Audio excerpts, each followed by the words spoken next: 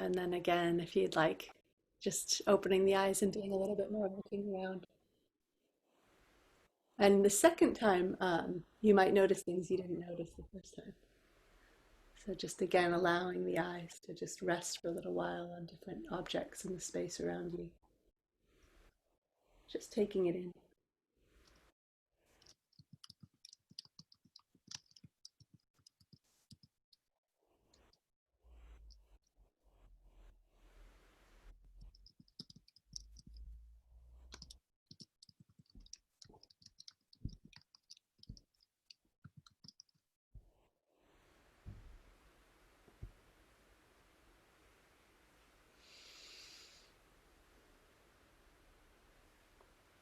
So yeah, I'm deeply grateful to my friend Balajit, who I do quite a bit of teaching with and is trained in somatic experiencing, for that exercise.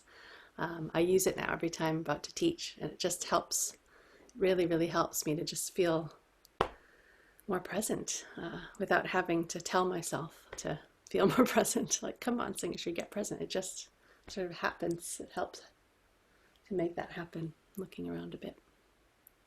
So welcome. It's really lovely to see folks who've been here the last 1 or 2 mornings we've been doing this, and it's also lovely to see some new faces and some new names on the screen. So welcome. Yeah, a very warm welcome to all of you, however you are this morning. So this is the third of 4 mornings where we're exploring Tonglen. We've been slowly building up the practice. I said quite a bit on the first morning, a little bit less yesterday, and I'm hoping to say a little bit less today. This will be the first morning that we're going to do the whole practice, so I'd like to say a bit about the kind of integrity of the whole practice from beginning to end. And then just drop in a few tips as well. There was something that I was actually reflecting on this morning, thinking about being here with all of you. And it has to do with tragedy. That someone asked a question during the short talks on Thursday about despair. How do we work with despair? And it reminded me, in reflecting on that question, reminded me of being on retreat with Paramananda a few summers ago in California, and he was talking about his experience of slowly going blind over many years, and he was just basically encouraging us to, rather than relating to the tragedies of life on a literal level, which can lead to despair, despondency, where it all becomes rather tragic. That perhaps we could start to or entertain the idea of, or play around with, relating to the tragedies of life, the hard things, the difficulties, the unexpected, on a mythical level. What would it be like to see things in the context of a myth? And I found that what he said was, if we relate to everything literally, it does become tragic. But if we can relate to things mythically, they just become very, very interesting. They become very, very interesting. And perhaps that opens a doorway to the possibility of transformation, of something else becoming possible. And that reminded me of, I really love bell hooks, the American Buddhist, queer, female, Black, feminist writer, author, poet, thinker, bell hooks. Something that she said that I just love. I mean, there's so many things that she's written and said, but it reminded me of this. Contrary to what we may have been taught to think, unnecessary and unchosen suffering wounds us, but need not scar us for life. It does mark us, and what we allow the mark of our suffering to become is in our own hands. So I'll just read that one more time. Contrary to what we may have been taught to think, unnecessary and unchosen suffering wounds us, but need not scar us for life. It does mark us. What we allow the mark of our suffering to become is in our own hands.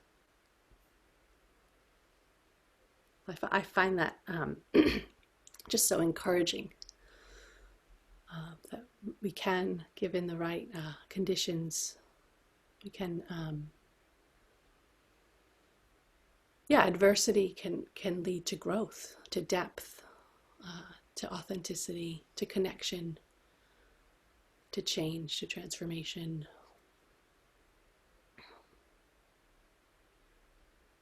And then I was also thinking about, it's bell hooks. I'll actually drop all the quotes from the last few mornings into the chat, so that you've got them.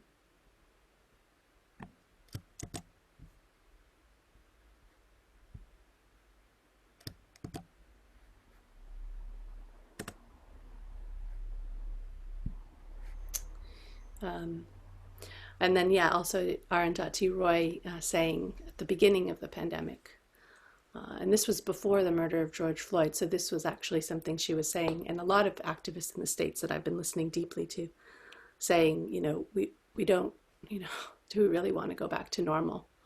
Was that a world that we want to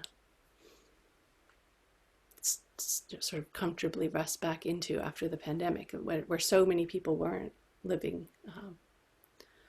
comfortable or supportive lives? There's already so many things that are, you could say, tragic about the world before the pandemic. So she's quoted as saying, the pandemic is a portal between one world and the next. So we've got this opportunity, in this great pause, as some people have called it, to use this space and this time for deep transformation,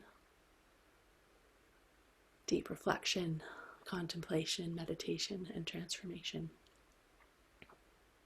And in order to step through that portal, we need to be willing to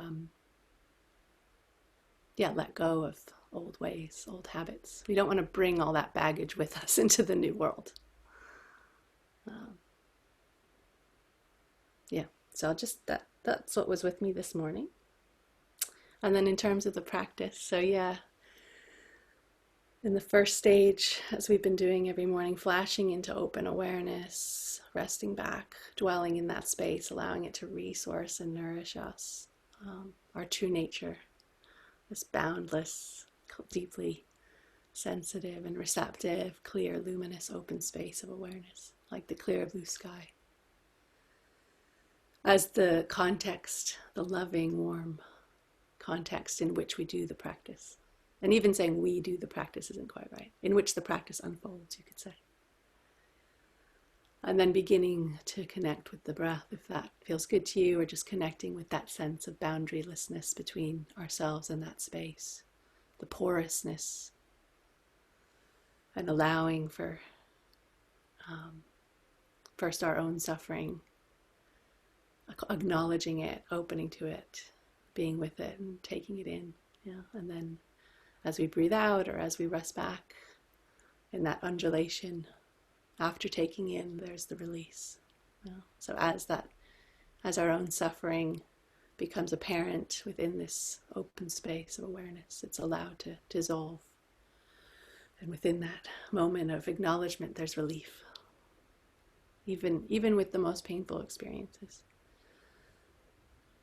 Once we're able to turn towards and be with them, there can be some relief. And we just do that for a little while on our own, for ourselves, as it were. And then in the third stage, beginning to open to one other person that we're aware of right now that's suffering, and doing that same thing of taking in their suffering, giving back or giving out, bearing witness with qualities that support easing, liberation from suffering. And particularly if you know that person well, and you know the kinds of things that help them in particular, you could also imaginatively sort of give them those things. Like, let's say they really enjoy, hiking in wild places. May you find your way back to a beautiful wild place where you can feel relaxed and at ease. So you could also make it very personal. And then, so in the last stage this morning, What we'll be doing is after that individual person, we'll start to open out the practice, beginning with everyone sat together here in this space this morning, and then broadening out from there. So I'll mention a couple of tips, particularly when we get to this stage of the practice. So one is that I think we can, one of the habits of this modern world is to kind of, try and achieve something, try and get something done, like to have a sense of accomplishment.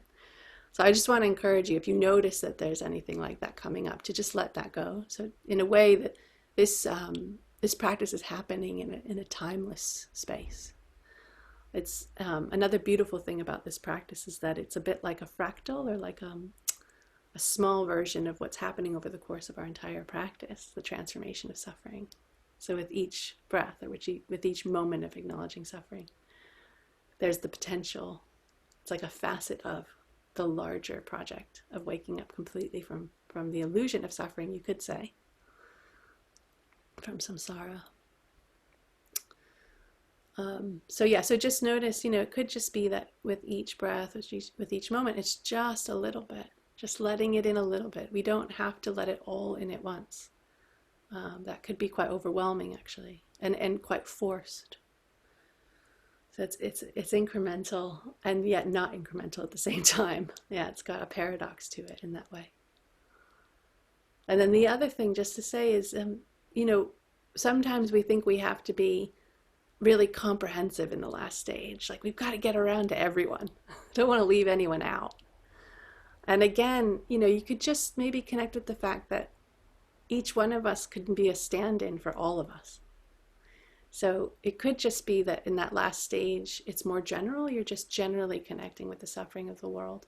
Or it could be that you just bring to mind a few people that you know are suffering. Or maybe people that kind of are holding for us in our imagination a certain kind of suffering. Like maybe we bring to mind groups of people. So like, those who are incarcerated, those who are in hospital.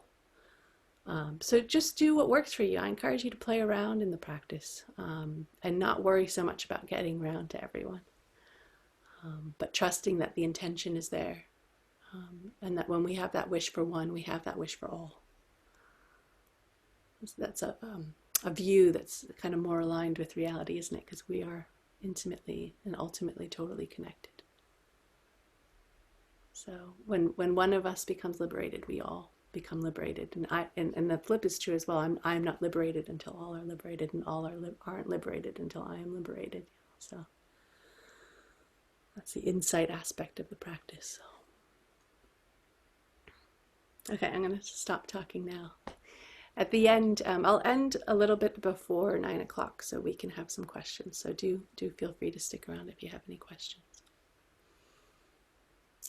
So to find a shape this morning that feels good to you, you could lay down if that's what the body is calling out for.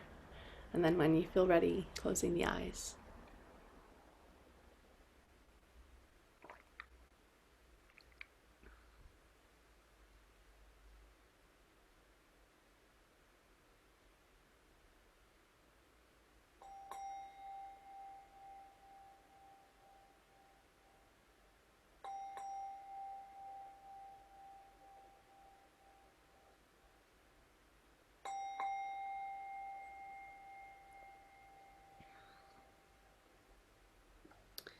So I'll just start with this beautiful poem from Martha Pulsewhite.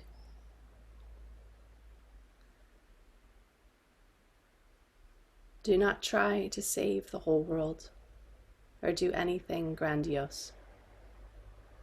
Instead, create a clearing in the dense forest of your life and wait there patiently until the song that is your life falls into your cupped hands and you recognize and greet it.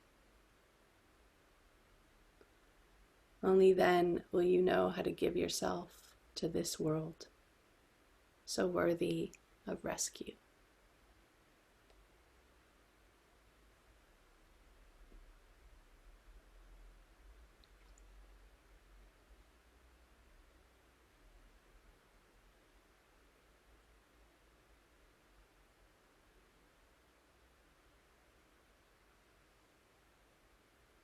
So just taking a few deep breaths here to start with. With each out breath, really inviting the body to connect with the ground. Be held here.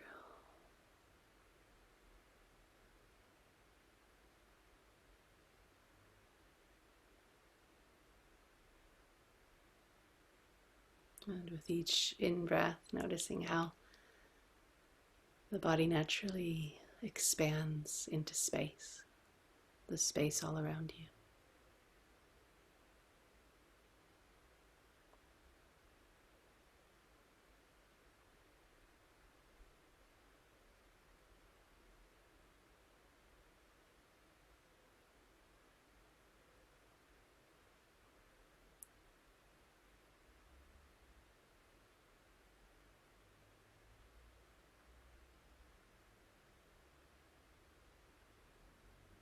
And then allowing the breath to return to its natural rhythm. We're just going to spend a little bit of time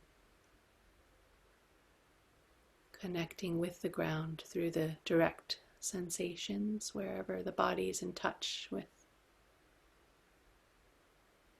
the cushions, the chair, the bed, the floor, the ground.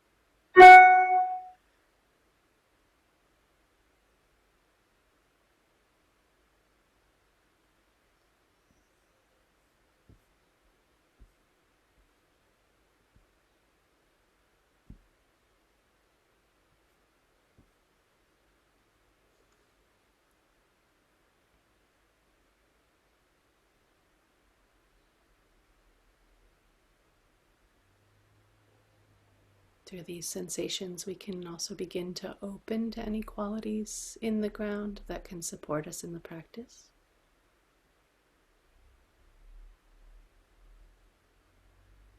Qualities like stillness and stability.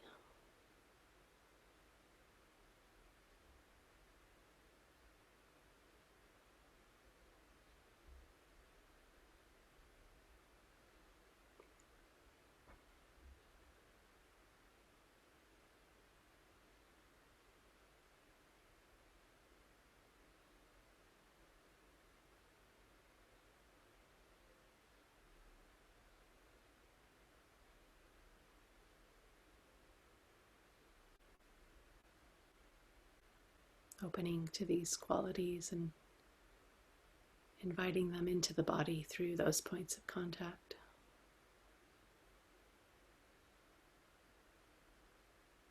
You might even enjoy imagining that you're breathing them up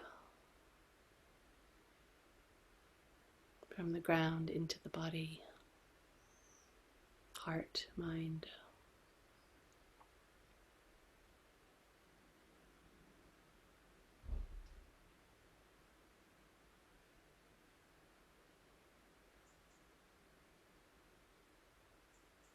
And then from this foundation, aware of the upper body or the front of the body, opening to space.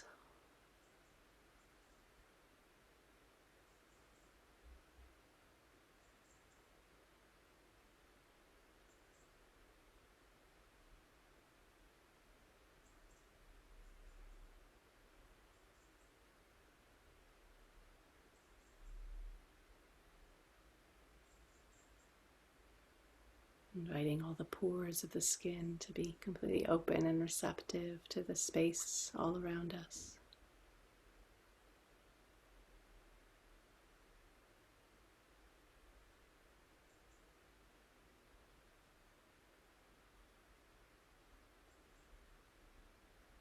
And allowing sounds, visual sensations, physical sensations in the body, thoughts and emotions, all to just arise and pass in this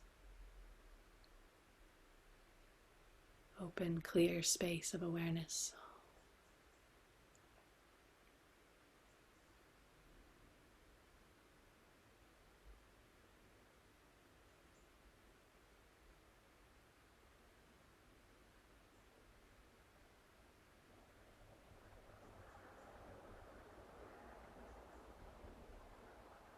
Which is also infused with love.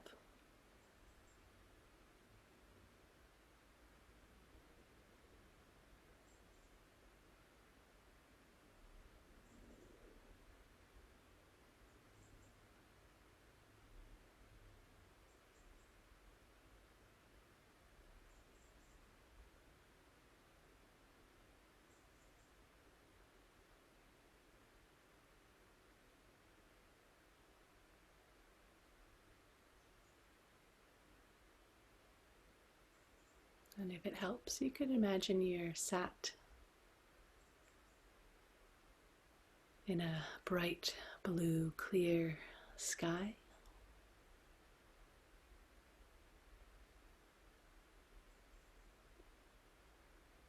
Warm and luminous.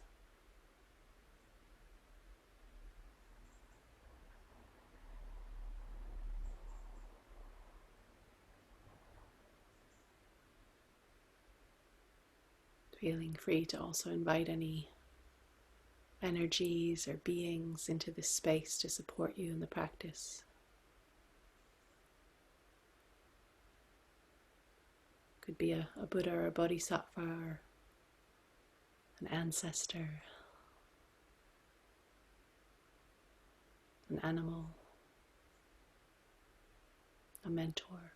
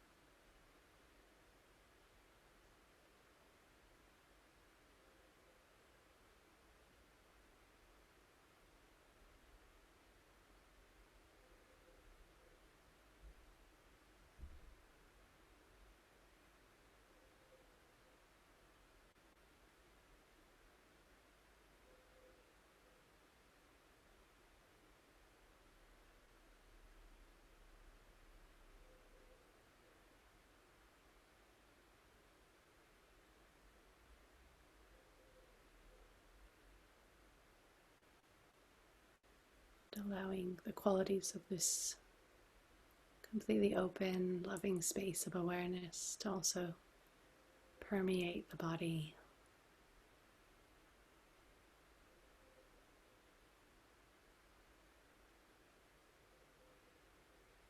Feeling any barriers or boundaries dissolving as we do this.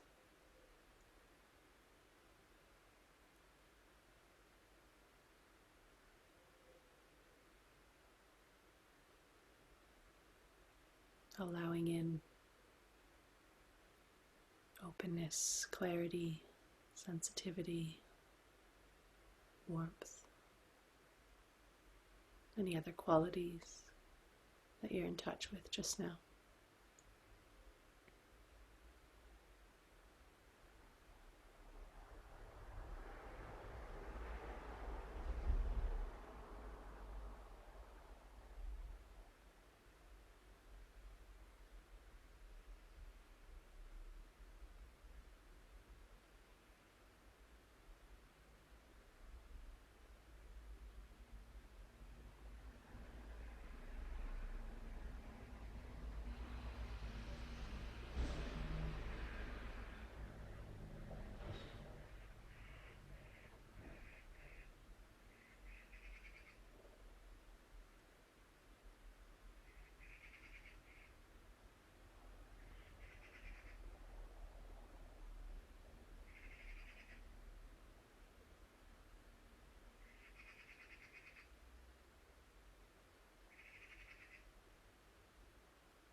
So feel free to hang out in the open space of awareness for as long as you'd like. And if it feels appropriate, you can also begin to just connect with the breath, perhaps allowing the breath to support dropping awareness into the heart center. You could even put the hand on the heart if that feels helpful in terms of bringing a sense of contact, gentle touch.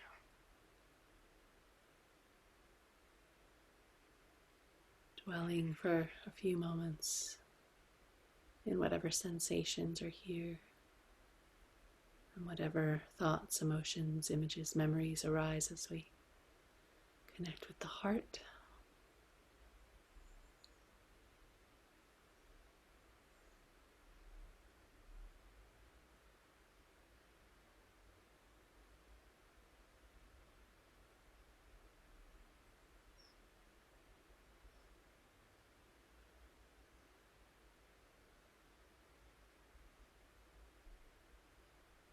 Heart that's also completely open and spacious in its true nature.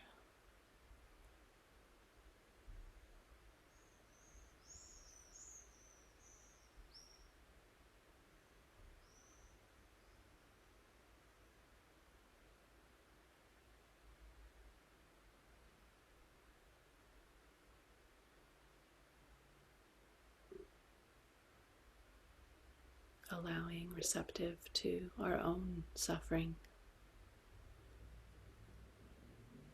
Beginning to breathe or let in whatever way works for you. Any suffering that's apparent just now could be physical pain or emotional, psychological distress of any kind.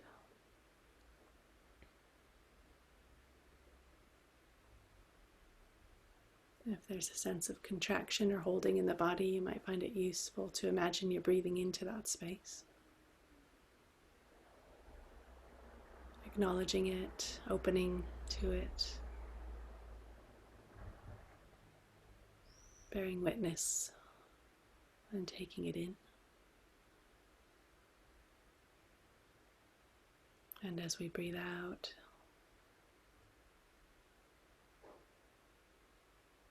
as we rest back in the open space of awareness, just feeling into any sense of release, relief, ease, softness.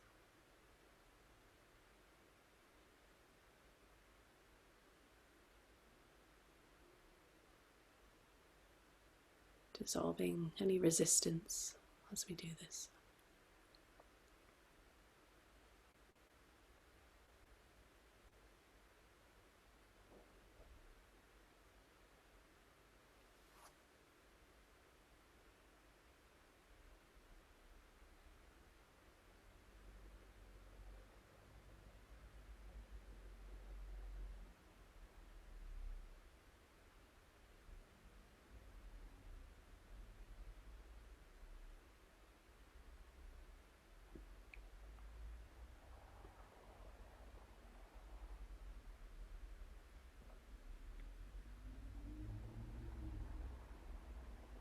Just noticing how it is. How is it to do something different than what we might habitually do with our own suffering?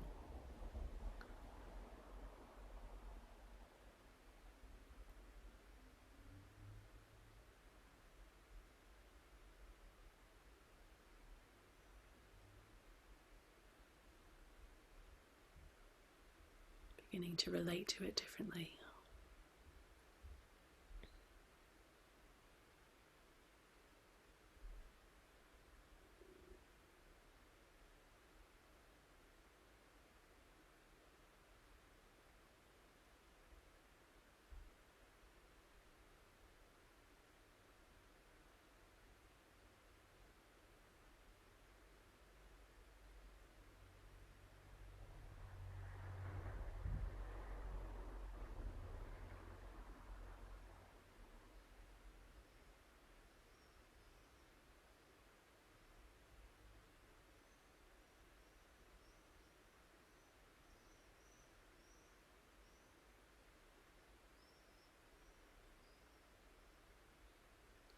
And at any point you start to feel overwhelmed or a bit woozy, or you feel you're going a bit numb or vague,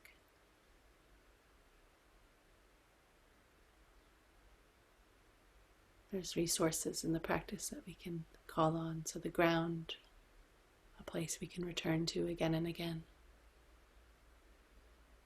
The open space of awareness.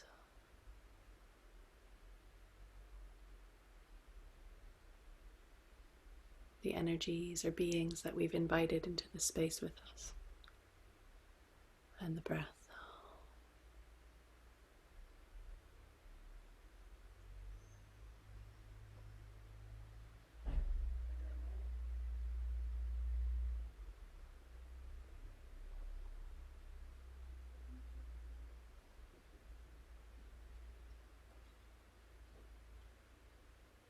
You could always even open the eyes and do a bit of orienting if that feels supportive.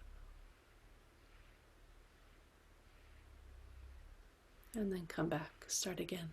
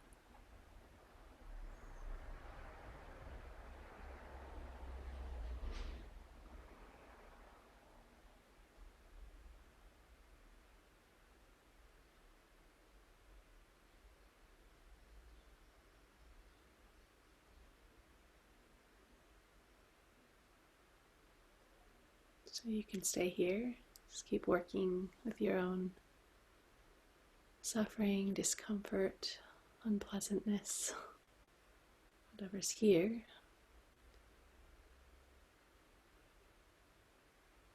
Or if you feel ready to invite another being into the space of awareness, just connecting with that space for a few breaths, a few moments. Flashing again into open awareness and the qualities there.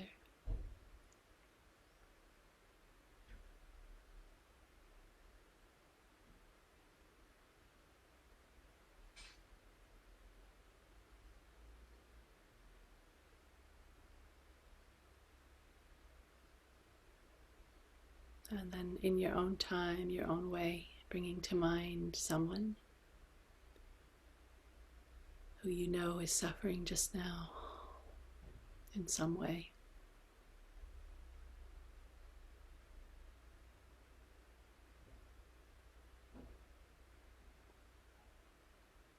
You can imagine they're here with you in the space.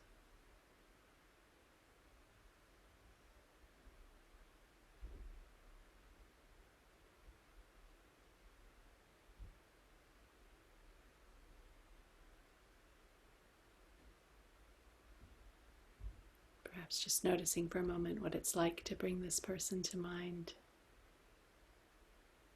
What else arrives when we do that?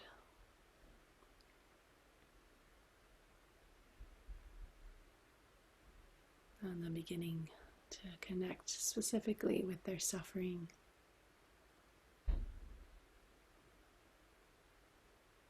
Beginning to allow it in.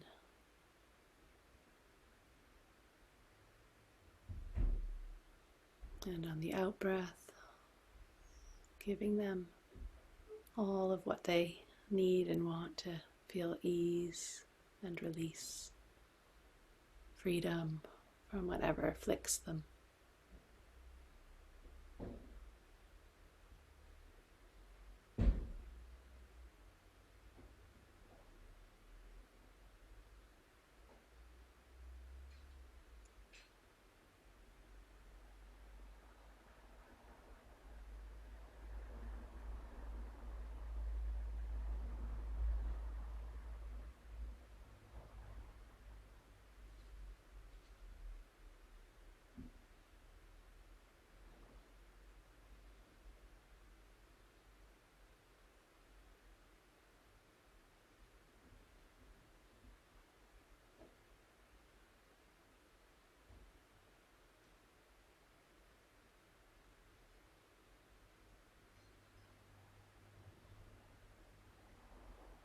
Inviting their pain into this open space of awareness that we've created here.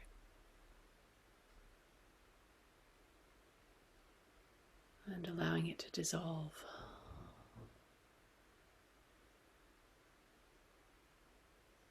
Loosen, release.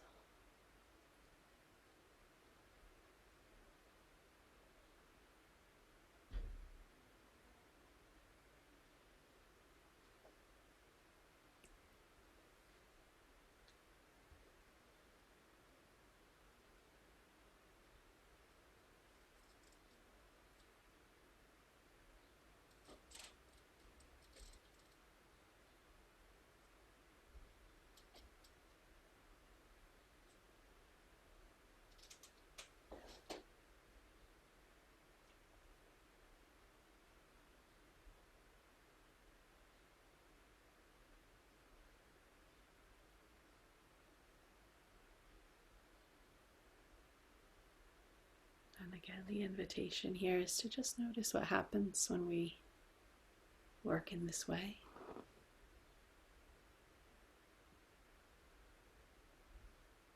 Just getting interested in how it's unfolding for you.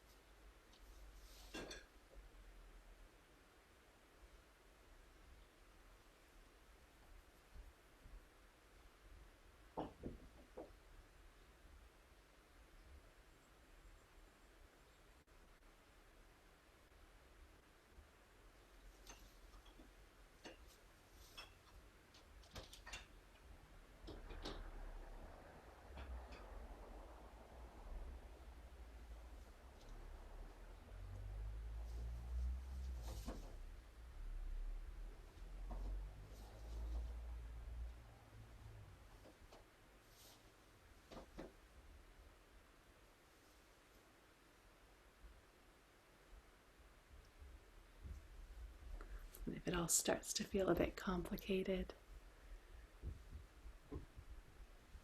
you might find it helpful to simplify the practice as just bearing witness. That's all we're doing, is bearing witness. Trusting in the power of a warm, loving awareness.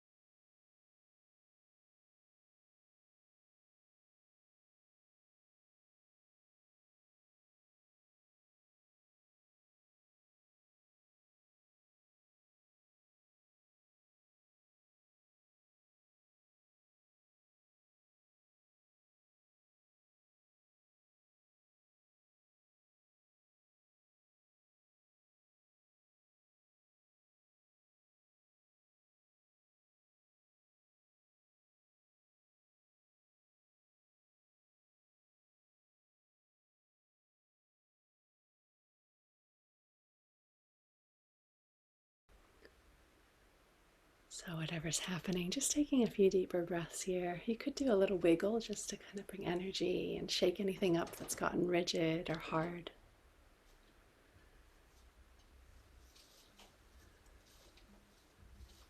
And once again, you can hang out with this person for as long as you like. And if you feel ready to move on to the next stage, once again connecting with that open space of awareness, the blue sky.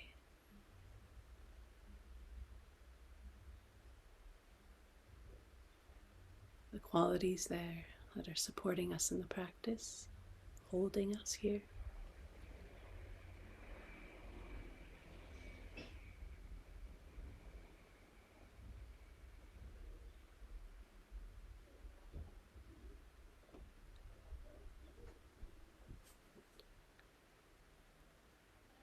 And then in your own way, in your own time, beginning to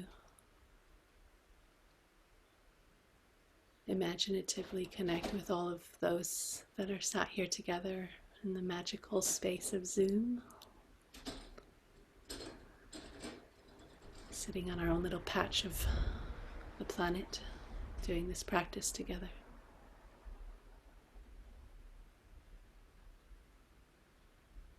All suffering in our own unique ways,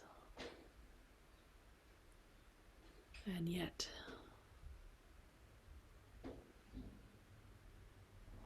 we're deeply connected through this common experience of being human.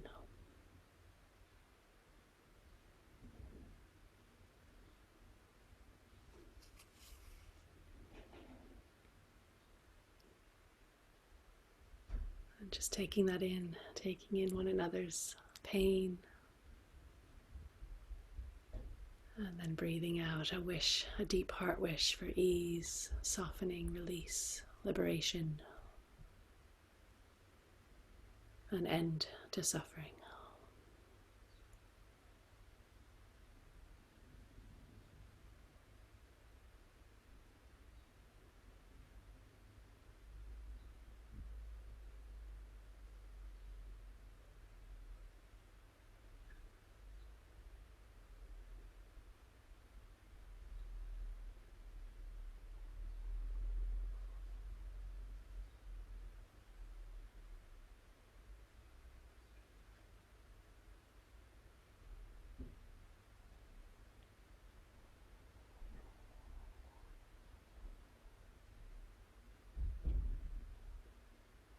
How is that when we do that?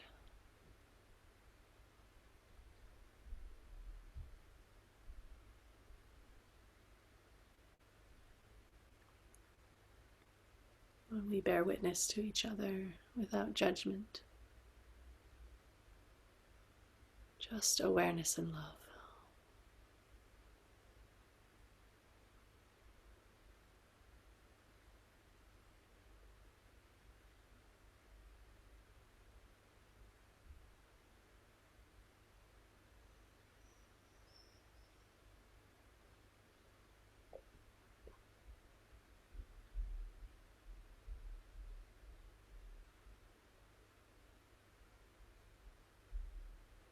And then, just in your own time, in your own way, expanding out to include others.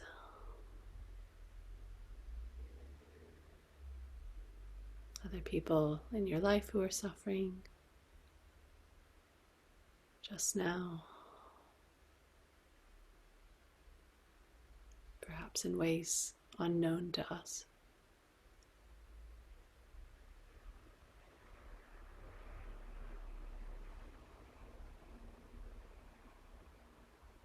And eventually expanding this awareness to include all beings everywhere, the whole planet.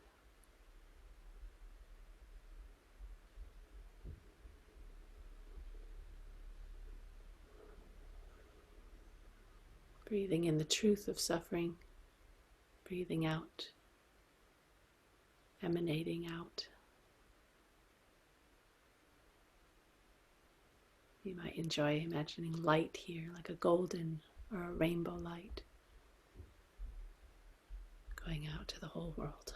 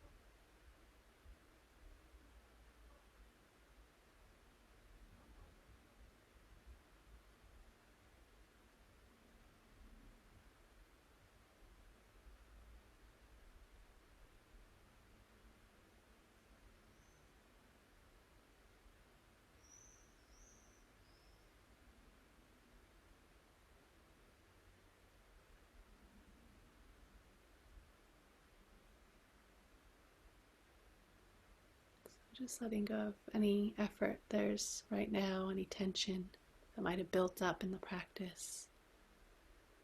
Again, taking a few deep breaths. You might want to rest back a bit in the posture, turning the hands palm up in the lap.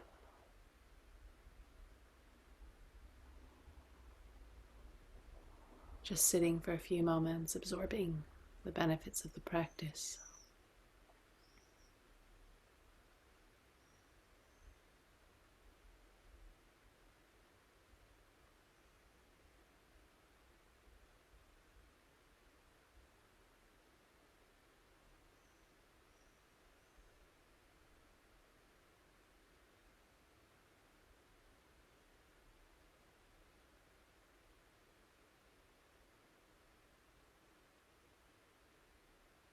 Letting go once again of any ideas of accomplishing or achieving anything.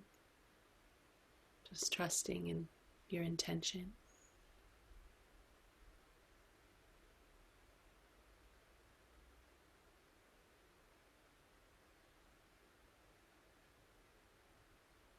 And then we'll dedicate the merits of this practice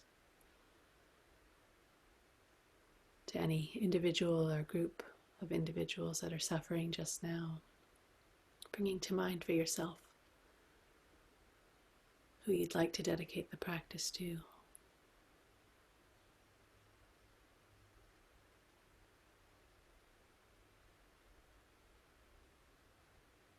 May our collective efforts here this morning, the intention to turn towards and not look away, to bear witness, to trust in the transformative power of awareness and love. May these efforts support easing suffering for all beings everywhere.